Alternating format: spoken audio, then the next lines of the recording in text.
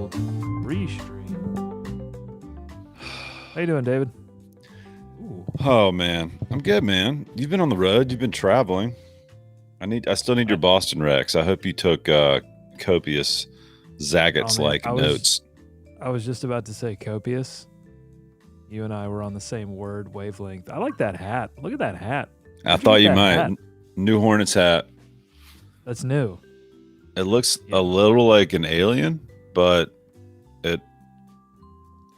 Well, it it's kind of a looks. it's a head. It kind of looks like the logo got decapitated. Yeah, I've never seen this one before. But then just to make sure that they want you to know, You know, it is. I'm kind of like into the side logo that a lot Side of patch. yeah, side patching is very in right now in hats, and I appreciate it. Very in. Speaking of side patching, I don't know if you can see, but Oh wow, I went Okay. really close on the What- side. what Summer went into cut, Doug. what went into that decision? Summer cut, buddy. I mean, it's time. It's time to get back out there. It's time to, get the hair up off the ears and stuff. So that's what I've been doing. The hair, Getting hats and getting haircuts. Seems seems to go against each other, but but you're somehow making it work, and I appreciate that. Yeah, I have been traveling. It's why we didn't do an episode last week. I was in Boston all week on vacation, and I needed a break, and it was a glorious break, and it was a Boston cream pie filled break, and it was beautiful. Went to Fenway Park. Yeah. Nice. now did you Nice. plan this around Ric Flair being there? Is that why you guys went to Boston? You saw Ric Flair was going to It's be the in only town? reason I go anywhere. In fact, every vacation I just follow him around. That's the only reason. No, Well- that was a pleasant surprise, Charlotte. Or I guess is he a Charlotte native, or is he just sort of, or does Charlotte claim him and he's kind of from some remote town? I mean, I think you'd be considered a Charlotte native at this point, if there is such a thing. There is. I am one. But yeah, I don't know the birthplace. I probably should, but yeah. I'll look it up. Big show today. I want to go ahead and get into it because we got a lot to talk about. So Let's do it. do it. This is not a Serious Hornets podcast. I'm Doug Branson, joined as always by my co-host David Walker. David, how you doing? I'm great, man. Great to be back. Summer's kicking up, and you are traveling. I'm going to be traveling. We're all back out there traveling. First of all, were there any? Was there any? Let's just tiptoe around, and I mean, or were you guys just like, we're out, we're back out, we're doing this thing, we're traveling? I'm because of- assuming you flew. Yeah, We- just because we- you've been locked up for 18 months. We flew. No, I don't think so. There was no tiptoeing. We went to Fenway Park and saw the Red Sox take on the Yankees. Mm-hmm. And I don't know. I mean, we've been kind of getting back into the groove, so it wasn't like we were just jumping into the deep end of being around people for the first time on this vacation. But no, I would say, once I got vaccinated, fully vaccinated, once producer Kate Fully got vaxxed. fully vaccinated, that's the whole point of the vaccines. Exactly. And do I know. this. So Exactly. now I will say it was interesting. There are certain parts of the country. Tennessee is wide open where I am, Nashville, Tennessee. Like there's really there may be a few signs that say, hey, we recommend if you're not vaccinated, wear a mask.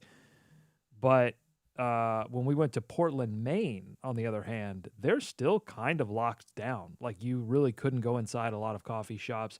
So different parts of the country, I know California is now recommending people, even if you're vaccinated, wear masks. So Right. it's just interesting to live in this big old country and there be different things going on. But I was paying close attention, David, to the draft lottery. I had my equipment with me, and this may make some people upset that I had my equipment with me and we didn't do a show.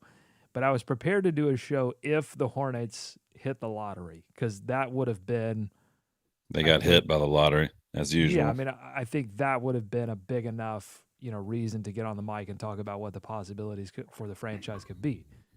They did not hit the lottery, David. They got right where they should be. They didn't lose. That's nice. They didn't go down. They stayed right where they were supposed to be in the 11th spot. And I don't think I just want to say this like about this offseason, and I think this is my big takeaway already for the show.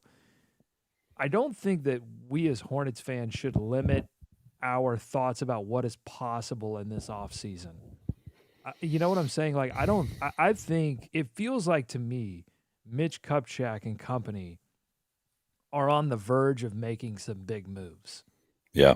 Do you get that feeling? I can't really like point to a quote or really give you like hard evidence. I just get a feeling that the franchise says, hey, we've got LaMelo Ball. The clock is ticking on that experiment. And it just feels like they're on the verge of making some big moves. Like some names could be leaving, some bigger names could be coming in.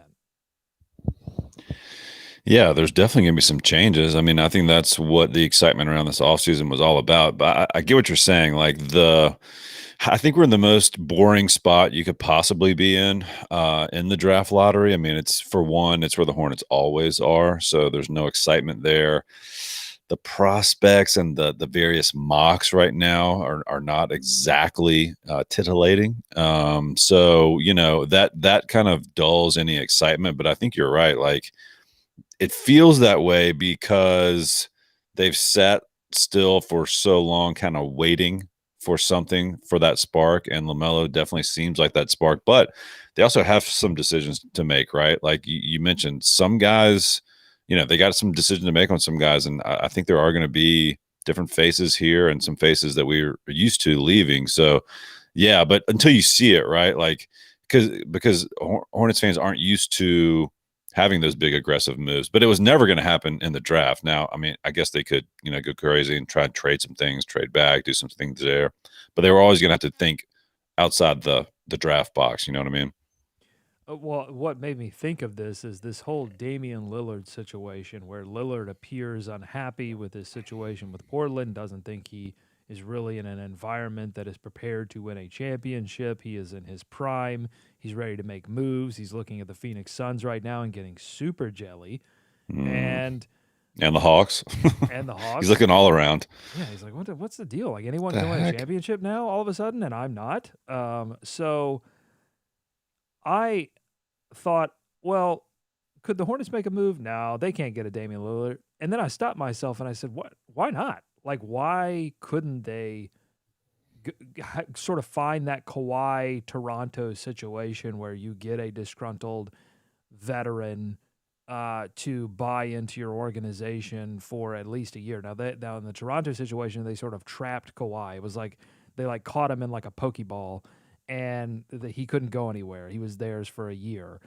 This Damian Lillard situation would be more of like a sign and trade where you've got to do some convincing, Hmm. and it's a different situation. But at the same time, like I'm not going to limit my thought process as to what the Hornets could be capable of doing. And so honestly, so much of that is about Mitch Kupchak. Like I think if Rich Cho were still the general manager or someone else that hasn't proven that they can make some savvy moves like Mitch Kupchak has, both in LA and so far drafting for the Charlotte Hornets, like I wouldn't feel that way, I don't think. I think Mitch has a lot to do with how I feel. Well, this is part of why he was brought in, right? I mean, I think the first part was just to kind of clean up the mess, not make things worse, which is exactly what he's done, and wait to get to this point. And that era is over, right? That to me is part of where my feelings are right now is like I feel it's move time. And now we get He's to got to be sit getting antsy. He's got right. Doug. He wasn't here just to chill out on the lake and hang out. He wants Maybe to he wants to work. do that. That's okay. Chilling out on the lake is fun sometimes. But Batum is gone. Yes. Cody is about to be gone. Kimba's Yes. gone. Like all the old era is over, and now and you not only that, but you have this piece in Lamelo that could actually carry you someplace significant if you put the right pieces around him. So that's why I feel I'm not going to limit myself. That's what I'm saying, David. Damian Lillard, sure, why not? Kristaps Porzingis, I don't love that, but it's a big name. Like, why not? Right. So we're going to talk about some free agency names because they have some big holes to fill, and I think they can do that in free agency. They can get a little bit aggressive. They've got some cap room, so we'll talk about those names. Also, David, you have seen Is it F9, Fast 9? What are they calling it these days? F9 F indeed. is the official title. It's not Fast 9, I it's guess. F9. I think it is Fast 9, but that's not short enough. So when we discuss it amongst friends and family, it's F9. Okay. So F9, you saw it. You've got the definitive Fast franchise rankings for us if anyone is interested in that. Which movies are best in this Bondian lengthy Ugh. franchise? Like it's incredible how many movies there are. So you're going to give us that Yes. and Tales from the Hardwood. You play basketball. You played some pickup league, We played basketball last night. We got back men's to it. league. It's been a long, long layoff. What do you call your league? It's a men's league. I think it's Men's a league. men's league. Yeah, pickup league. I mean, it's a level above pickup. There are referees. Yeah, I didn't want to There's a insult. That's why scoreboard. I was There's a asking you. clock. I I didn't want to mean, it misidentify is your the. league. Don't get me wrong. It's the level of pickup, but it's you know what I mean. The structure is a bit above what you would see at a pickup game. Right. Structured pickup. Structured SP. pickup. The Yep. men's SP league. Okay, got it. Yep. So we're going to talk about your experience there, and then if we have some time, I mean, we can look at some prospects. We can look at some mock drafts. You know, I love mock drafts. I Yes. want to look at all the mock drafts, and so I did have some of those in the rundown as well. First, I want to tell you though that this show is listener supported. You support us on Patreon, patreon.com/Hornets Pod. Very easy to navigate to and easy to just give us a couple bucks every month. It's a cup of coffee. If you love the show, if you like hearing us every week, just give us a cup of coffee a month, and it helps keep this show going. Pay for the different services that get us on YouTube. We're on YouTube, by the way, if you're listening to the podcast version of this and you want to see our beautiful faces and see the stink faces I give to David when he makes certain comments about Malik Monk, then you check us out on YouTube. Never. He's gone, David. I'm telling you, the Malik Monk era is Well, finally. I think we're I finally mean, behind it. as you're saying, like you're naming all these names that are not part of the Mitch Kupchak regime, right? He's building his own core. He's building his own base. So if you're not in the club, it's going to be tough. Well, and to Mitch's credit, at least in public, he did not treat Malik Monk as if he wasn't part of his era or regime. And you see that sometimes, like general managers come in and they have a very specific bias against certain players. And let's be honest, he gave him plenty of He gave him plenty of openings to do so. Well, but that's it. Like Mitch would go on the radio. He did it last off season and say like, "No, we believe in Malik Monk. We think he can be a star level player." I'm paraphrasing and probably getting it completely wrong, but I mean the general feeling was like, "We believe in Malik Monk. We're going to give him every opportunity to succeed." And then Malik misses some early time from some protocol stuff, and at one point. Gets benched or gets his minutes drastically reduced. He's sort of in and out of Borrego's rotation. They obviously trust Borrego because he's still with the franchise. So, I think it's do or die time for this franchise right now. I think they've got to begin to put the pieces in place that can start to make some runs in the playoffs, or LaMelo's gone. Like Here we go. What I'm saying is like people.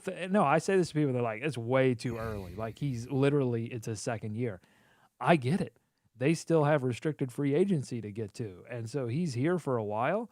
But you have to start building now. You got to start thinking about this stuff now. And I know this franchise is. Mitch is not dumb. He's smart like a fox.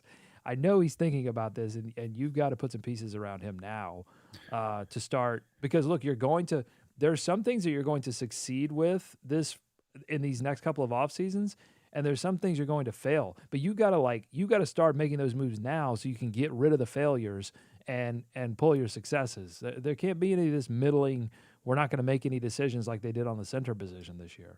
Oh God, no. And I don't know if you've heard JB, or I haven't heard much of Mitch, postseason interview wise or just on the radio and stuff. But I did hear, have heard JB a couple of times, and reflecting back on this past season, Uh, you think back to it, they were in fourth place at one point in the Eastern Conference, and that was right before Hayward got hurt. They had, I believe, winning records against a lot of these teams that ultimately finished above them at that time. I mean, just look at that Hawks team. Look at the Pacers team that ended up killing them to knock them out of the postseason. But they were doing well against the Heat. So I mean, they were right up there against some of these teams. I'm not saying they were ready to make that jump, but fully healthy, Doug, they had a peak that was right there. And all I'm saying is they recognize that. I think they see their opportunity now to add to that young core Right. of players. We have to we have to translate what JB is saying, I think. We have to run this through the translator because and we have to contextualize what the Hornets were when they were in fourth place. They were a team that had a lot of players that have played together for a few years now, so there was some familiarity. They were coached by Borrego, who has been coaching a lot of these young players for a long time, so there's familiarity with the system. There was no like sort of learning curve.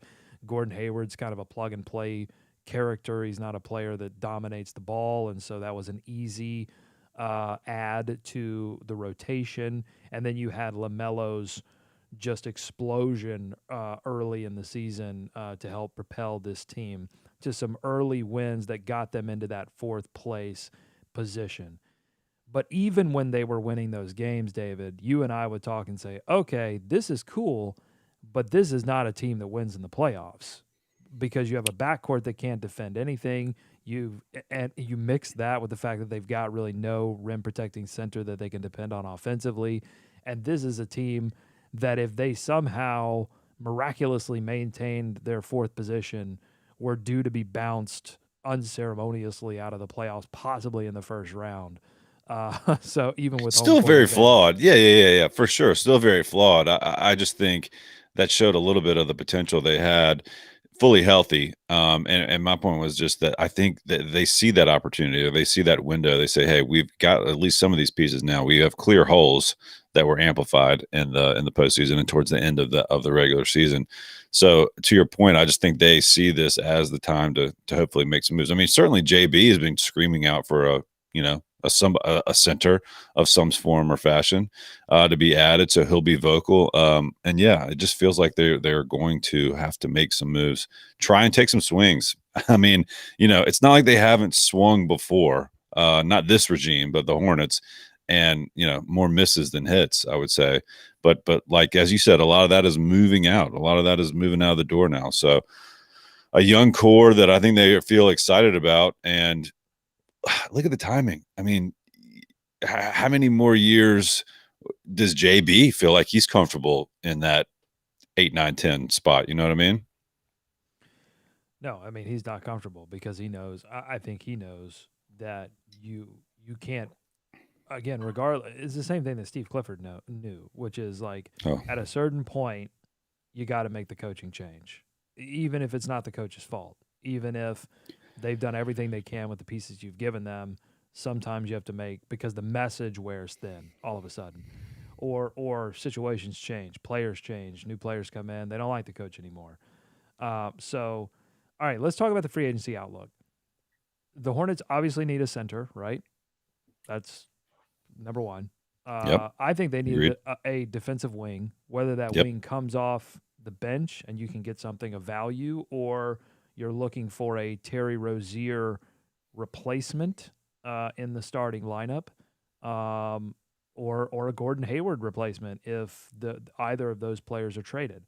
Because I don't think I'm not attached to Terry Rozier or Gordon Hayward right now, in the sense that I don't think that they are going to be traded. You know what I'm saying? Do you feel that way? You're not attached to them in the sense that they're going to be traded? Well, I'm not attached to them because I feel like they possibly Oh, could be like the only players I'm attached to right now. I think are Lamelo Ball well, and Miles. I really think that those are the only two players that the Hornets are invested in long term. that they couldn't be, yeah, persuaded or tempted to include someone in a Right. package, or if they saw they could upgrade. And yeah, yeah. I think they're at that point where, so far Mitch was not going to give up anything, was not going to give up any of his assets just to, nudge up a little bit, or improve like draft position or something by a few spots. But now I think they're going to have to take some of those risky gambles. And so, like, yeah, even though Hayward was brought in, even though Rozier I mean, think about that. Terry Rozier had a career year here. Yeah. And I think they feel That's proud of crazy. that signing too. I think, they know that a lot of people, uh, destroyed that when that happened. And they feel, I think, a little, a little good, better about that now. And they And they heard all the should. boos. And Yeah. they should, because look, I'm not going to discredit what Terry Rozier did last year. He was the MVP of the team, and he was somebody that made Hornets basketball more palatable to watch along with LaMelo Ball. Like those two in tandem, because if LaMelo was as flashy as he was all year and they lost a ton of games, it still wouldn't it would have been a little, I think, depressing. Like, oh, LaMelo showing flashes, but this team is just awful. They have no hope. And in fact, Terry becoming an asset worth trading is something that's pretty Hmm. amazing for this Hornets franchise. But I have to say that as great as Terry was, you can't win with that backcourt. I mean, I think you have to have some kind of defensive wing that you pair with Lamelo Ball. That I just don't think that backcourt wins playoff games. That's because ultimately I'm thinking playoffs now. I'm not thinking regular season success anymore. I'm thinking, how do they win a playoff series? That's got to be the goal. It's got to be. Yeah. Yep. So, and I'm skipping a step because they haven't even had regular season success. I mean, they kind of have to an extent that they haven't been awful, but they haven't like gone to the playoffs a lot and been dumped in the first round. Right. But I Right. think you have to skip that level now that you have LaMelo Ball. You got to be thinking, how do we get into round two and then possibly work our way into the Eastern Conference Finals? And by the way, yeah, I think the situation with Atlanta and the situation with Phoenix has to give you some like, hey, it's time to move. This can happen. Right. Atlanta for And sure. I mean, that's really their model. I mean, what they're looking at. I know, Denver's mentioned a lot too, but Atlanta, they're right there. And they were pretty, they were very bad not too long ago, and they added pieces intelligently. They also hit in the draft, John outside of Collins, Trey Young, which by the John way, Collins, I just want another to pat on the back mention, for us. Go right, ahead. when we were host of Locked On Hornets, we selected John Collins with we traded back and picked up an Elusive back trade. asset. We traded back and selected John Collins. We are brilliant. What was that Um, asset you ask? It was Corey Joseph, but that's okay, neither here I nor would there. argue. I would argue it was the perfect asset for the time. He would have been a great backup point guard for Kemba Walker. It made all the sense in the world and would have turned the franchise around completely. we did Unfortunately, pass. We did pass on Donovan Mitchell, but but who didn't? who did right? we weren't the, Yeah, we weren't the only ones. No, I think honestly, I honestly think that Donovan was selected before it got to our pick. I thought they traded into our spot and took him. Thank Okay, God that's all maybe. been destroyed, and there's no way to check that. Yeah, you can't. There's no way. So if you look at that, I was looking back at that 17 draft when the Hornets took Monk, Collins went to the Hawks, and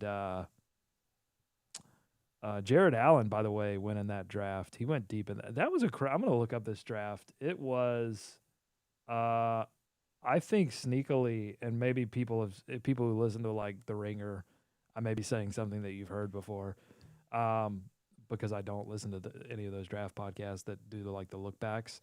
But 2017 might be sneakily like one of the best drafts in the last 15 years. Hit me Um, with some of the names: Donovan I'm gonna Mitchell, well, Donovan Mitchell, obviously. But it's the depth in this draft, like some of the second rounders that are making moves in the playoffs or were making moves. For example, Monte Morris went 51 to Denver. And then you go to Okay. Dylan Brooks, who looked Yep. like a damn star for Memphis. He went 45 to Houston.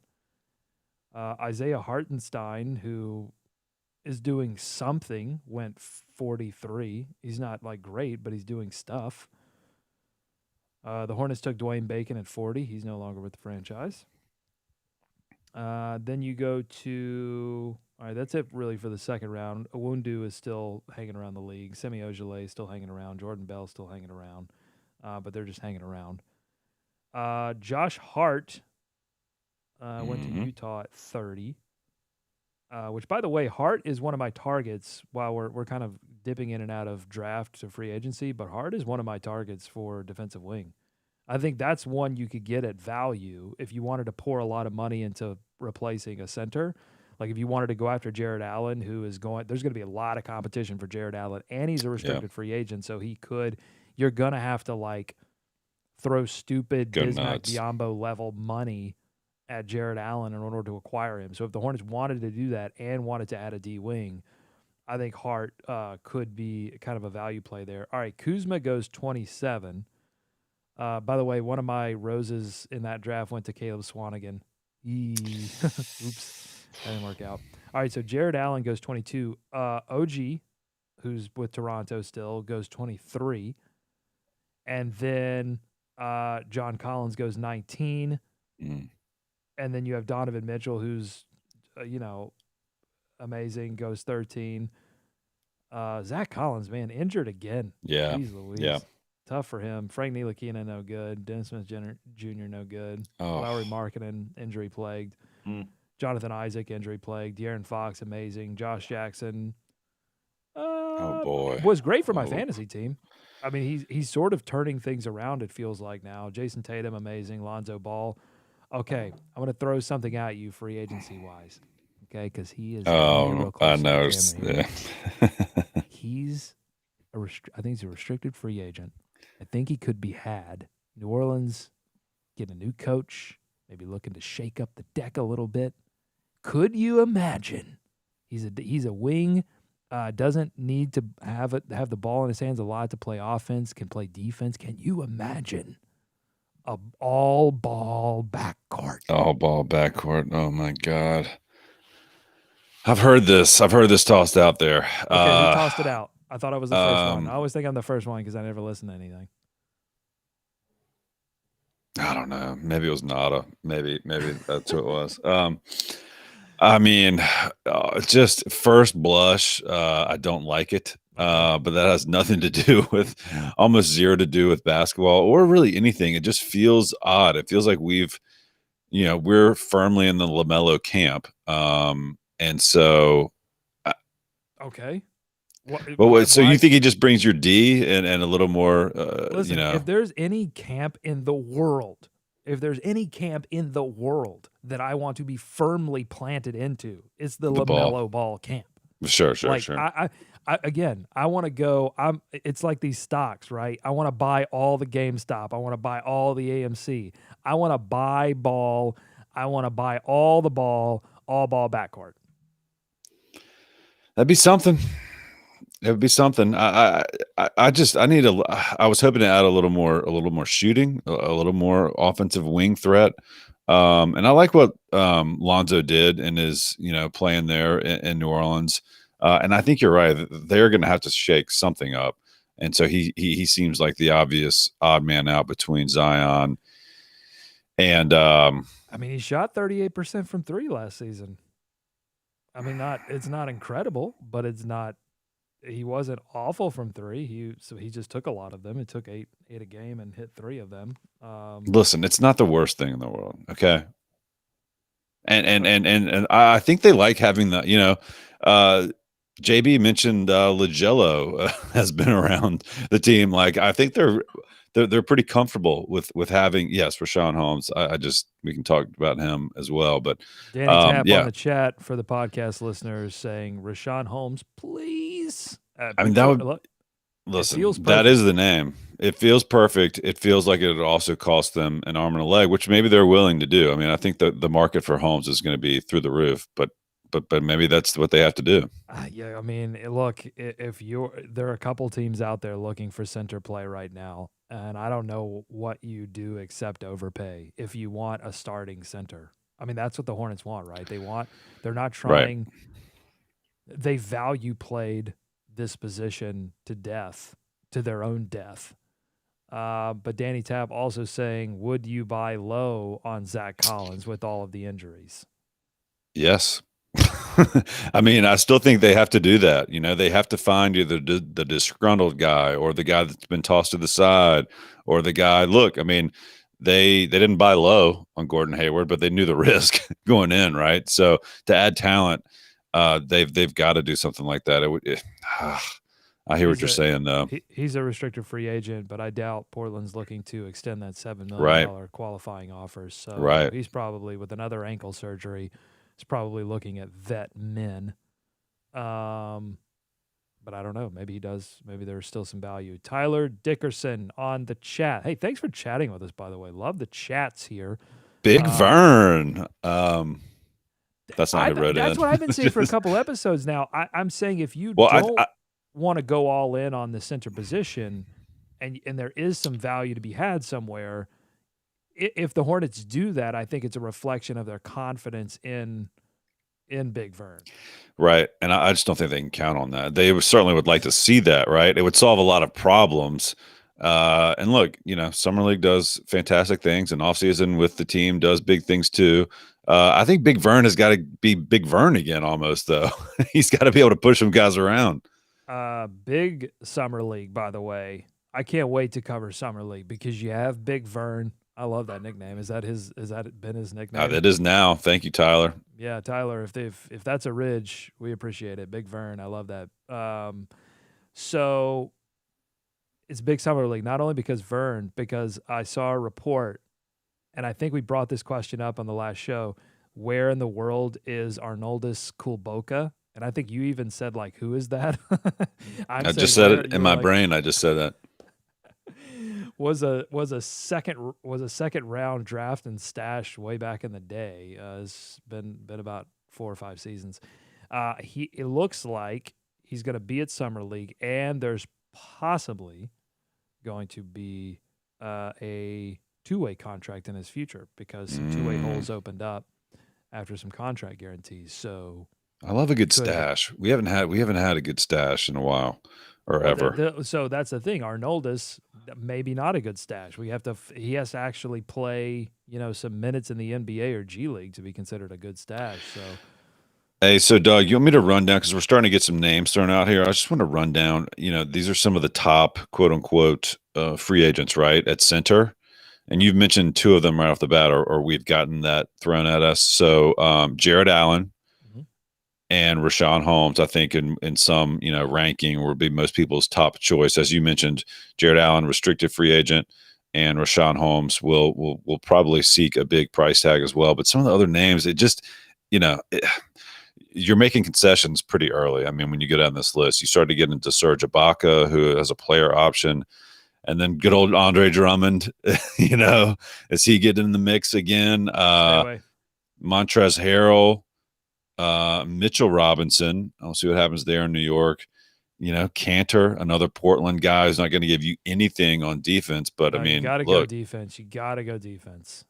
and here's where the defense comes in. Nerlens Noel. How That could much is be a he going to good. weigh? It could be a good value play, but Yep. you're not anchoring your center position, which it feels like it's what they They're want to do. trying to do. And then honestly, I mean, it's not long before you get to Daniel Tice, who like is a guy that they've targeted, who they looked at trading for, who I think has been thrown around for someone they, have looked at being able to bring in. And like Walker Mail mentioned this, if they swap Zeller for Thice, I still think that's an upgrade, but it's not pushing you forward that much more. Even though I liked what he did, I liked how he pushed people around, I like how he was physical with the Hornets, I liked what he gives most teams, but you're still looking for an anchor to your point, and I'm not sure Tice is going to anchor that defense for years to come or even this year. Here's a player that I love. and I don't know that it would do everything you need it to do on defense. So, I mean, this might not be the only move you make at the center position, but if you were able to snag Kelly Olynyk, another former Celtic, I love Kelly. I mean, I think I would love to see what he could do. He was great offensively for the Rockets, especially in He the latter half of the season. I don't Yeah, know. he'd give you that stretch, he'd give you that, and he knows how to score, so he'd give you that option there. But it's not deep, and I don't think they're gonna find their guy in the draft. That sailed out the window when they landed in their 11th spot, I think. Um, I don't know, man. A couple more names here. Just Frank Kaminsky. I'm just kidding. Um, Boban do anything for you? Tyler Hassan says Walker Whiteside. is right. I'll take big handsome Zeller over Tyus for much less money.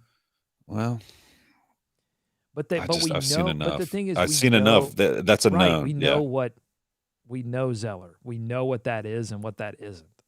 And Yeah. it's not enough. And I don't know if Tyus is enough, but Zeller's not enough. There are big names. DeMarcus Cousins. That would certainly be interesting. It doesn't feel like the move typically made by the Hornets, but they're going to have to make some choices. Harry Giles, another often injured guy that has Stay really away. shown nothing. Stay away. Alex Lynn, former Stay away. top draft pick. So they're either going to have to say, look, we're going to go all in, target a couple of the guys that everyone else is targeting to make a splash, because outside of a trade, right? We haven't really talked about trade options. I think the name that always comes up around trades is Miles Damian Turner. Lillard. That'd be interesting to play him at center, but Robin Lopez. Just give it a What's shot. Robin Lopez do for you, Doug? I love Robin Lopez. I think that would be a great pickup. Again, another value. Look, I'm just saying, go get Lonzo Ball. Let's get Kelly Olynyk. Let's go win a championship. That's what I'm saying. If you don't like it, I'm sorry, but we're talking championship at that point. Okay, Big handsome Zeller. let me throw out some names that I have here for the defensive wing position. I mentioned Lonzo. I mentioned Josh Hart. I think Norm Powell might command a good market. That'd be nice. That's Portland. He was traded from Toronto to Portland. And how about Nick Batum? Seems like a good value. Okay, I already made the Frank Kaminsky joke. Hey, by the way, Frank Kaminsky, did you see last night? Suns Clippers.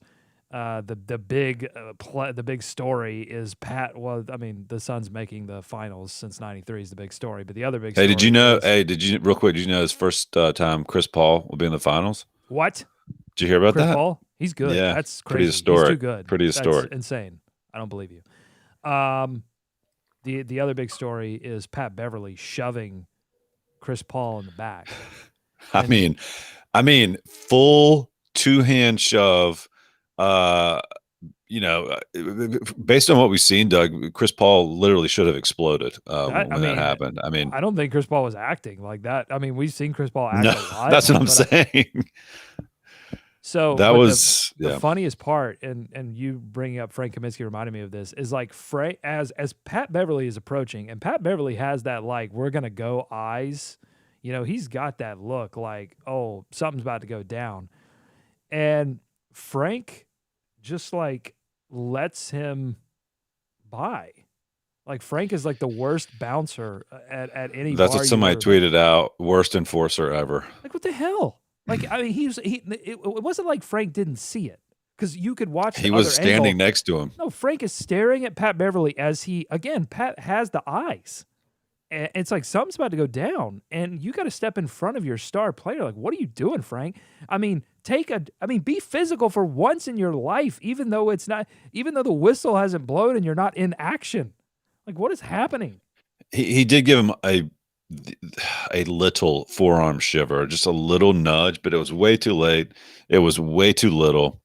They're going to have to talk to him. I mean, after all the dancing's done. I mean, don't you think somebody's going to call that out on the team? Well, listen, they're going to have to say something. You're on the bench for a reason, and I don't know. It just shows all over the place. That was wild. We've talked a lot of free agency. We've talked a little playoff basketball.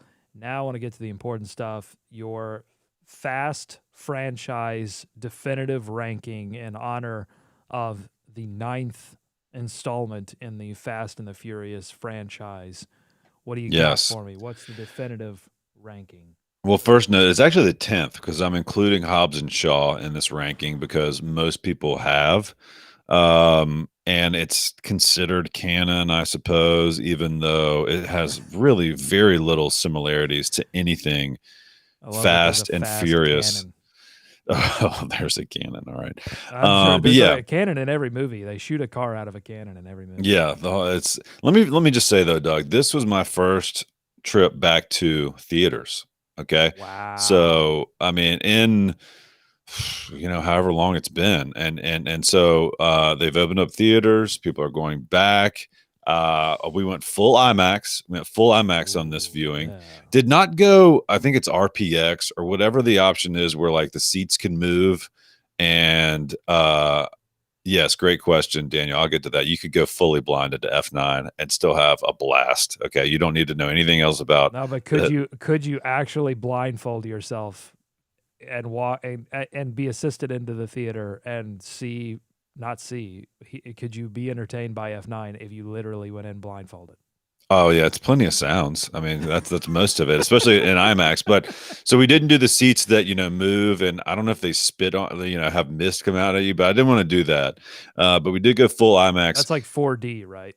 Right. Yeah. Turns out full IMAX is not the IMAX that I remember. I mean, IMAX to me was like all over the ceiling and the walls and stuff. This is just basically a curved screen. Well, because you're used to going to the IMAX screen that is at Discovery Place Right. in Right. Charlotte, where it is literally a dome. But Yes. that's not like so. IMAX is a picture and sound Okay. standard. Okay. So they have to Yeah. meet certain Quickly realized requirements, that. and it might there's like a full IMAX standard, and then there's sort of a sub IMAX, and I think there are only like 5 or 6 theaters around the country, and I don't think that Charlotte, other than the Dome Theater at Discovery Place, has like a full IMAX. Gotcha. It's great. You know what I saw? The last thing I saw at that theater was in the late 90s. There was something called the Michael Jordan Experience, and it was at IMAX. It was pretty cool. It was fun. I saw Um, Star Wars Episode oh my 8. God. Wow. The Yeah, 8. Whatever that one was. All right. So Something yes. Jedi. Let me see. Tyler, bigger fan of the smaller original. So good question, because there's a clear separation. And I think you have to count them as such. So So I'll get the into my question is, we have to read the questions yeah. because the podcast. So Tyler asks, bigger fan of the smaller original Fast and the Furious or the massive over the top F9? Okay. Don't let me forget that, but I'll try and address that via my rankings. Okay. So Okay. trying to decide how to do this. Well, off the bat, Hobbs and Shaw's in last place. Clearly, it should be in last place in every ranking. I love the idea that you were on the fence about counting it. You said, I don't know if I should count this movie. All right, I'll count it. Last place. It's definitely in last place. In that case, if you want to chop it off, you can. It takes The Rock's character and Statham's character, which sounds like a great idea, and puts them off in another movie. The tone is nothing like any of the other movies. It's barely in the same line. I still have fun watching those, so it's fine. Yes, David, RIP, PW for sure. I'll get to that. Coming in at no, I'm gonna do it. I'm gonna do it backwards because that's just how we should do it. Tokyo Drift is number 9. Now this one was on the outside looking in for a lot of different times, and I know 9 may sound low now because now it's making a comeback because this franchise, Doug, It's the only one I've ever seen. has done really okay. I've Well, only seen Tokyo this Drift. this franchise has done something that I thought was undoable, that seemed unbelievable. It has made Tokyo Drift important. It has woven it back into the DNA of the franchise, and that is not it's not a detriment to the franchise, but it's not something that's been good for Tokyo Drift necessarily, or because of Tokyo Drift. It's been what they've been able to do with Tokyo Drift and make it matter. I mean, there's characters back from Tokyo Drift in number 9. and sprinkled in throughout the last couple of films. And now it Okay. matters. Now you want to Okay. go back and watch it. Right. Well, okay. See, that's why I'm going to stop you because this is what a lot of people told me as I was moving through the Marvel movies. They Mhm. were like, I would watch one of these Marvel movies like Thor 2 and say, this movie is garbage. I can't, like, why did I watch this movie? And someone would say, oh, no, it's super important. There are details that make it like very important. I'm like, okay, I don't want to have to watch nine other movies in order to make this movie good. That's not how movies work. I want to go into a movie and the movie be good on its own. So I don't buy that, David. Sorry. Well, I'm just saying this, take it from me, Doug. Fast and the Furious Tokyo Drift was not great when it came out. Okay, it's still But not great. Okay, I'm sorry. It's right, still not exactly. great. That's why it's number 9, Doug. That's why it's number 9.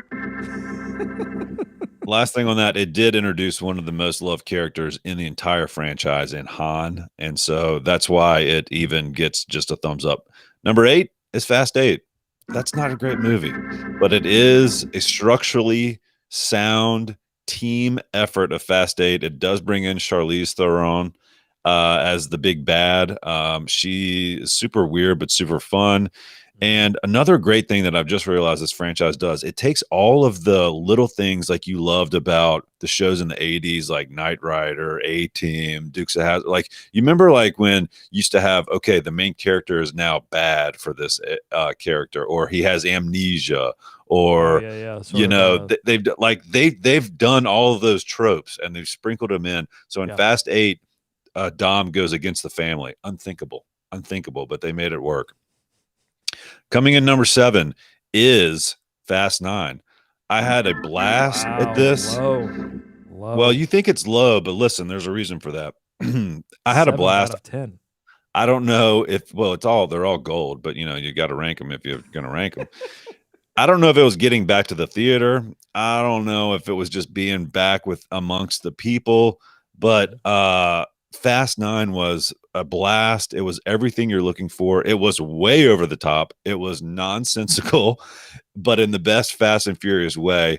I can always tell when they're using CGI, which is a lot of the time, but Vin Diesel doesn't run. Okay, he doesn't run a lot, and so when you see him running, especially from the tops of buses, right? Like that's not real, Doug. I'm just gonna just spoiler alert. Oh, So, whoa. but he's moving almost like a claymation figure, like, and then he's tackling They just Cena. they just took Eh, one of those like Hulk Hogan action yeah, figures from back in the day. They just yeah. took that and used that as the model. But it's quick enough, and they tackle each other like through buildings. I mean, it's almost like the Rampage video game, which is another Rock movie, and it's so insane. But you're laughing and you're cheering at the same time. They've turned 2 thumbs into up. that that's really what's amazing. And honestly, it kind of tracks with the Bond movies in that Bond started out as this sort of low-key spy uh series and then transitioned into like this weird sci-fi phase, and Christopher Right. Walken was a villain at some point. They went to Mm. space. And so that's what you have here. You have Fast going from like this race car franchise into this sci-fi. Street racers, and now they're super soldiers, and they're unbelievable. And Fast 9 winks at that a little bit, which is the first time they've done that in the franchise. And you mentioned space because they also, yes, they go to space, which is not a spoiler. It's in the commercials, I know. and it was predicted. Been waiting Now on it. we get into the separation here. Number 6, Too Fast, Too Furious. This one has gotten a lot of momentum lately. There's a lot of think pieces on the internet that this is actually the best. That's insane. But it does introduce Tyrese. John Singleton directed this, and it kind of foreshadowed where the franchise would go because there's a lot of silliness in there. They jump a car onto a boat or a yacht at one point at the end of the movie. And so that one is a fun movie. I always liked it, but it's nowhere near as good as the original or some of the following movies. So Too Fast, Too Furious. And they basically did the same story again a little later in the franchise. They just changed it. But it's a fun movie, and it's more lighthearted than the first one. And it's a great rewatch. Number 5, now this is going to get a little confusing, Doug. Number 5 is Fast and Furious, not to be confused with The Fast and The Furious. Okay. Fast and Furious was the 4th movie, I believe. It The brought fact that back you have to question that is right. their branding went wrong somewhere. Which I don't know why they didn't do Fast and Furious, right? It was right there. 4. It says 4. Furious. I think people would have been like, I don't know. Feels like a stretch. Furious feels like a stretch. But this brought back Vin Diesel, Paul Walker, the entire team, the original family was brought back into this one. This is actually the movie they redid the entire Too Fast, Too Furious storyline, but they just did better with the original team. So that was a lot of fun and very, very good. A lot of people don't like that one looking back on it, but to me, they got back to their roots. Anytime you can go and like show someone in their roots, like in this one, Paul Walker is still doing the FBI stuff, but he's still kind of straddling the line. He's doing the undercover, but he's not. So I enjoyed that one. Coming at number 4, Fast and Furious 6. Okay. Fast and the Furious 6 had a big challenge because it came right after Fast 5. Fast 5 was a lot of fun and amazing, but Fast and Furious 6 still had the original crew together. Paul Walker was still in there. They brought back the entire team. They played off the heist model that they set up in Fast 5, and The Rock was there. Statham was there. It was a lot of fun, and they set it in England. This is also one of my favorite Olympic moments. During the filming of Fast 6, which I will now call Fast 6, Vin Diesel showed up at a Team USA game and was captured in full Dominic Toretto outfits, which I guess is full Vin Diesel outfits. It was just, a tank top and sunglasses. And they showed him during the Team USA broadcast and just gave a thumbs up, and which is a great Olympic moment. At number 3, this is where it may get a little tough for people, or this is where some debate will begin. Furious 7 is at number 3. Whoa. Now, Furious 7 pulls at the heartstrings because they did get a little choked up. They did have to deal with the tragic passing of Paul Walker, who was killed during the filming of this. They had done most of it, and famously, they went back and filled in some stuff with his brothers. But it's still a great movie. It's way over the top. It is unbelievable in parts, but they managed to send him off beautifully. It pulls at your emotions. It includes everything that is fantastic about the Fast and Furious franchise. And it really, it's just a great capper. And I think you have to include that in your top 3. I think it's in everyone top 3 because it is the last one with everyone together. Number 2. The only way to honor his memory is to make 17 more of these movies. Well, listen, it's families forever, Doug. Number 2 is the original, The Fast and the Furious. Now, this may be controversial, but it's just not. Yes, it's just not where the franchise is today. And great point, Tyler. It is a Point Break ripoff. It is the exact same movie. So if you love Point Break, you'll love The Fast and the Furious. And they actually go to the same Shrimp Shack, whatever highway restaurant in Fast and Furious that they went to in Point Break. It's the exact same one. So a little insider info there. Sure, same fine. setup. That's fine, Tyler. But let me ask you this: did Point Break go to space? I think not. No, back in those days, they didn't have the courage to do that. So that puts Fast 5 as the overall number 1 movie in the entire Fast and Furious. And I think this answers an earlier question because this one took the leap. This one took it from a street racing smaller movie into the blockbuster franchise juggernaut that it would become. But it's also just the best movie, Doug. It's a heist movie, so you get the scenes where they're bringing the band back together, or they're constructing their team, which I always love.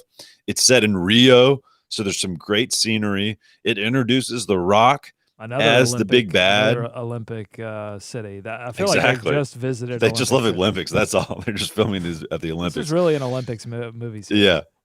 It brings in The Rock as the big bad, but he's not really the big bad. He's actually the police officer who's trying to bring down the criminals who are also Oh trying to bring well, down the other criminals. now we're getting So it political. Yeah, right.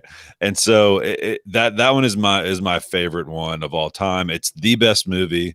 I don't care what you say, and it's a great. I watched it the other day after I went to see Fast 9. I turned on Fast 5 when I got home, and it still holds up. So yeah. Well, so I mean, this list really reflects Oh yeah. your idea of the series. That it always needed to become a weird blockbuster action series, and that its roots. You were talking a lot about roots, but its Yeah. roots as a street racing movie were never going to take it to the heights that it now has seen. Yeah. I mean, clearly they had to go above and beyond. The idea of family, the theme of family has really taken hold. So that one is even kind of a joke now, but I mean, just like in a winking way. And so, yeah, this they really stepped on the gas when they went for 5, and turned into, like I said, Metaphorically super and soldiers. literally. And it includes one of the great bank robbery heists you'll ever see, Doug. It's so that's it. If you don't have to watch them in that order to answer the earlier question, you don't have to watch these in any order. Okay, it doesn't matter. You will have fun. I went to see Fast 9 with someone who had not seen any of these, and a smile on his face for 2.5 hours. I mean, had a great time. Should we put that to the test? Should I watch these movies? Should I randomize the order? Yeah, it doesn't matter. I mean, they're all one of them's on right now, I'm sure. So just flip on TNT. TBS. I Yeah. feel like one is always on TBS. Okay, there it is. The Fast franchise definitive ranking from our resident Fast and Furious expert, David Walker. We got a few minutes left. David, want to hit us with some tales from the hardwood, the last shining moments, right? That's the name of the team. Name of the team is Last Shining Moments, Now, or you Moment. recently were designing a jersey, right? Or was Yeah, this I a was working on T-shirt or some a jersey? New Jersey, New Jersey redesigns, and went keep on the Olympic theme, Doug. Went with the old LeBron era, Kobe era, Uh-huh. kind of slanted, pointy USA Okay. graphic. We'll see if those actually come to fruition. But Okay, I if had a anyone great out time there has designing the them. hookup, we're not ashamed. We'll take it. We'll take the hookup. If you got the hookup, hit us with the hookup. Yeah, so we were back out there. Had some new entries on the team this year, thank God. You need some new Lowered the blood. age, You need the some new. median You age. need some new old blood. Yeah. So I don't think anybody had Some played blood boys. basketball in like I don't think anybody played basketball in like 2 Your years. new players don't play. They just offer blood transfusions. That's all we need. That's Just all we needed some. need. You've got a point guard. You got a shooting guard. You got a small forward. You got a power forward. You got a center. Okay, what do we need? Blood boys.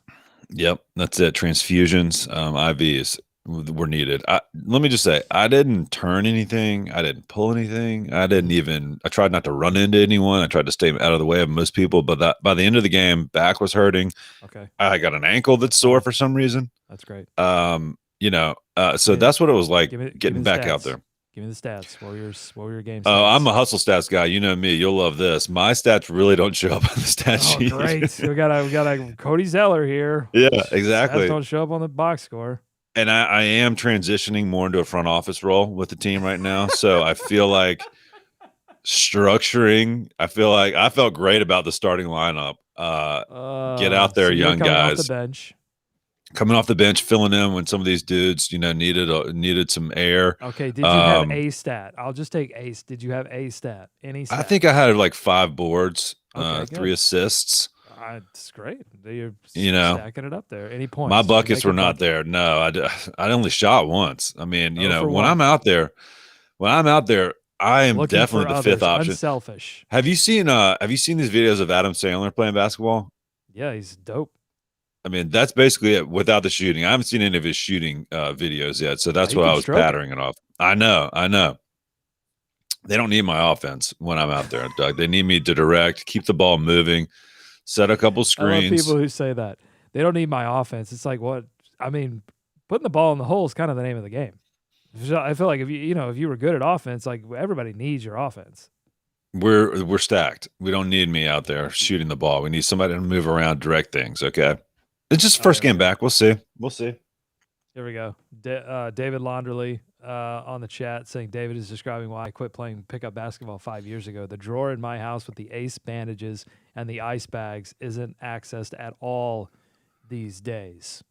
I know, man. Like I said, it's against my better judgment. I'm trying to construct a team that will live on long after I'm gone, Sorry, and I think that's what these we're in the knees process don't of pick doing. up. These knees barely pick up my living room floor. I can't. Last question here but we from. won. We won though. I don't care about that. I Ooh. just wanted to know your single game stats. That's the only thing I Okay, care about. I do not I'll care keep if you your posted. team wins, loses. I care about your jerseys, how they look. We'll get a picture of them when you finally make them, and then Yeah. I care about your single game stats. Okay. Tyler, final question here. Better too long franchise. Well, here, so he's the supposition here is that Fast and Yeah, I'm not Furious is a too sure. long franchise. I don't know how David's going to feel about that, or the Rocky franchise, which I think a lot of people, unless you count, are we I mean, counting counting? Creed. Are we counting Creed? I guess you have to. If Creed is counting, I mean, if we're counting Hobbs and Shaw, we're counting Creed. well, that's the thing with the Bond franchise too, is that it went to this like crazy place like Fast is now, but then it returned.